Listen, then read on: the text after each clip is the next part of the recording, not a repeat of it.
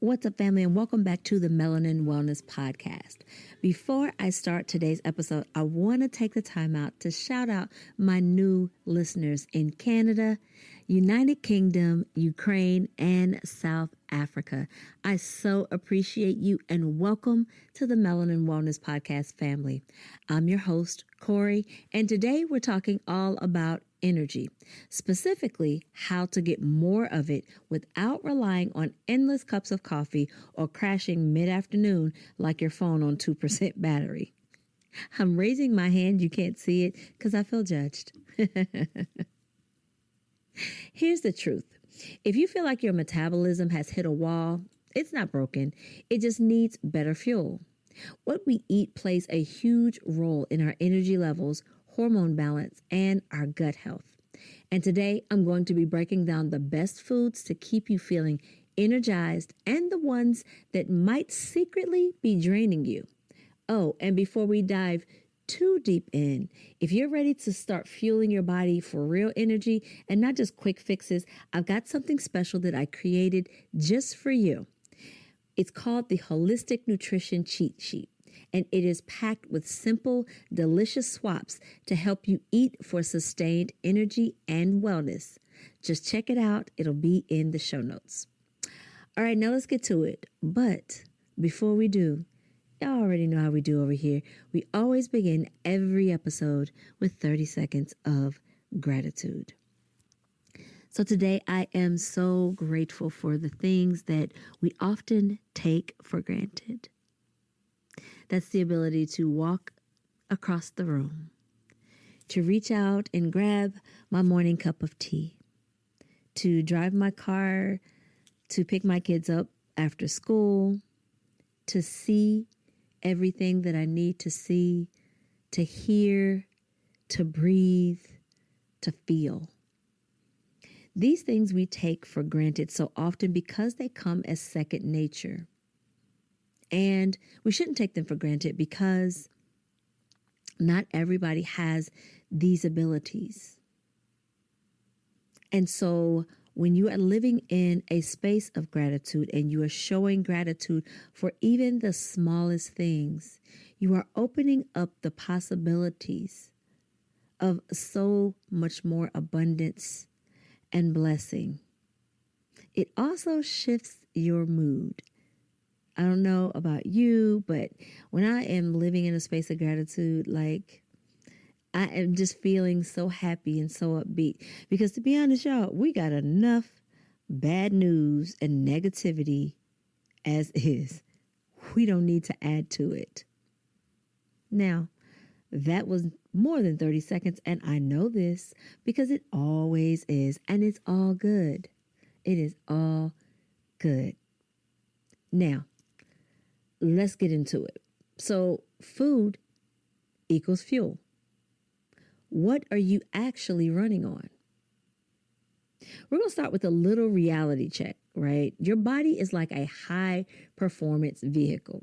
If you fill the tank with premium fuel, which are nutrient dense foods, it runs smoothly and without a hitch. You feel great. You feel energized. Your skin's glowing. But if you dump low quality gas into it, a gang of processed junk, it sputters and slows down. Primarily, that's your metabolism saying, listen, I do not have the energy for this. So the key to sustained energy isn't about eating more food. It's about eating the right foods. We want steady blood sugar levels, happy hormones, and a gut that's actually working with us, not against us. So just because you're eating more foods does not necessarily mean that it's quality unless you are making those very intentional decisions about your diet.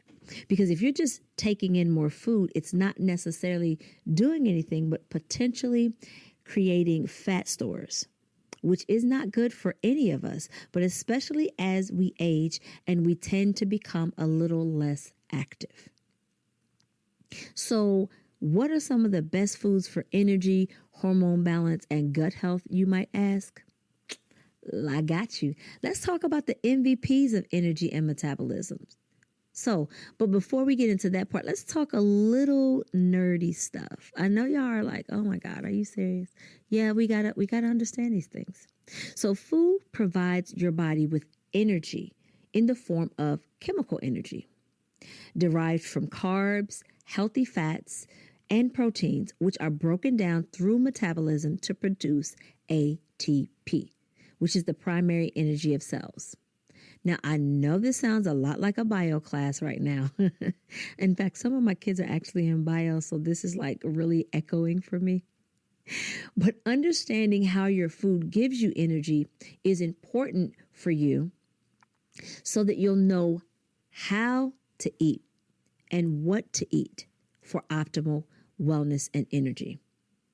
So now that we understand that small pocket of science behind energy and the foods we eat for our bodies, here are 4 energy boosting foods that you can start adding to your diet today.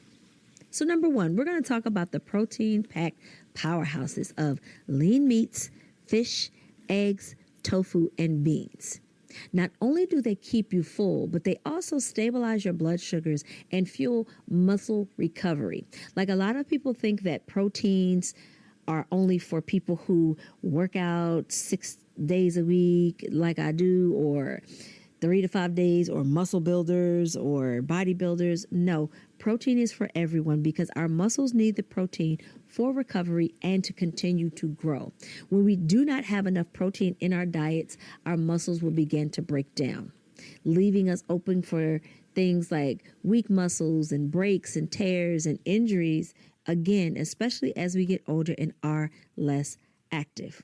But the bonus of protein is that it helps to curb those afternoon snack attacks. Who would have knew? But it's because it keeps you feeling full and satiated. You won't be as quick to go for those sugary treats. Now, I do want to make sure that I preface this before I go any further, that a balanced diet consists of your healthy, nutrient-dense foods, but also your favorite treats. So when I'm working one-on-one with clients, I tell them that that looks roughly about a 20-80. 80% of your diet should be nutrient-dense foods, with that 10 to 20% being available for your cakes, your cookies, your chips, your sodas, whatever it is that you like. But the key here is that it all stays within your daily calories. That's a whole different topic. We're not going to get too deep into that. Just remember that. Energy boosting food number 2, healthy fats.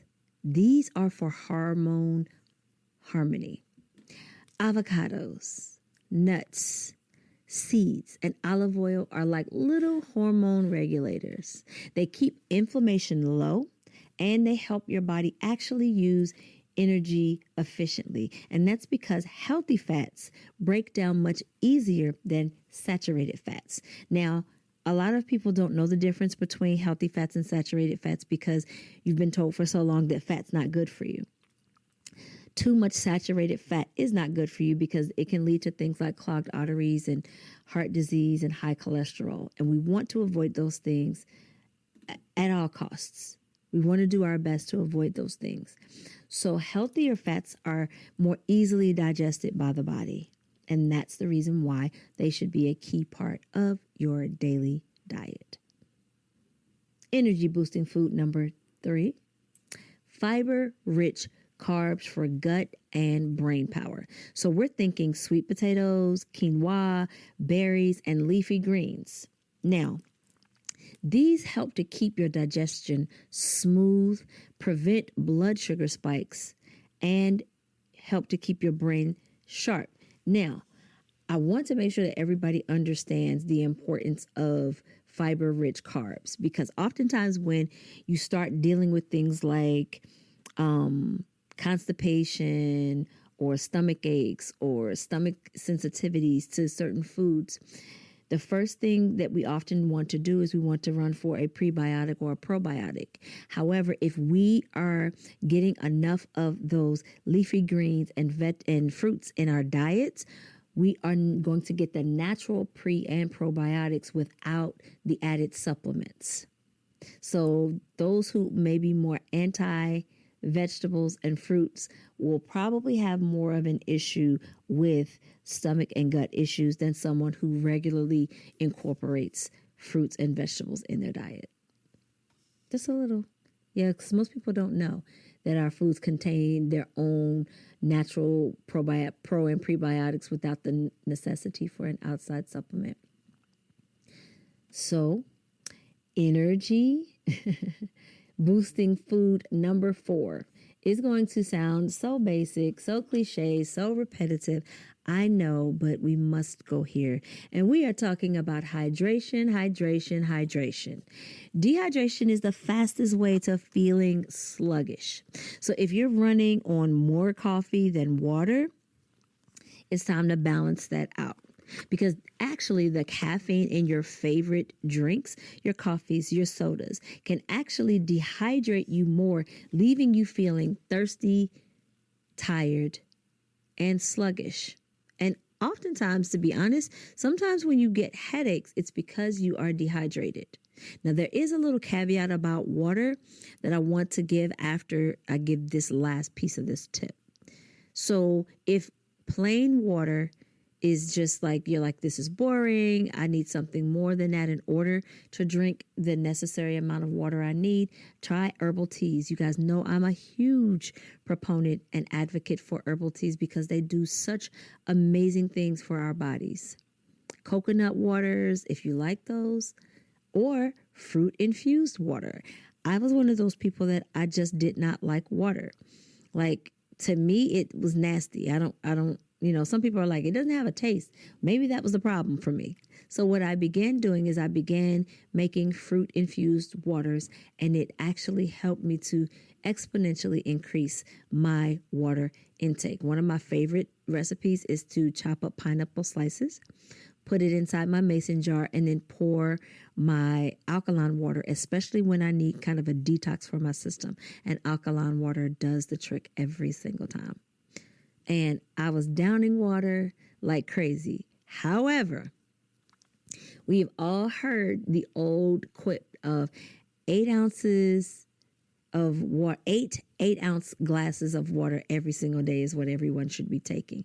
But that is not necessarily true, because that statement does not take into account the various heights and weights and a person's bodily makeup, because some people's body actually have more water in it naturally than others.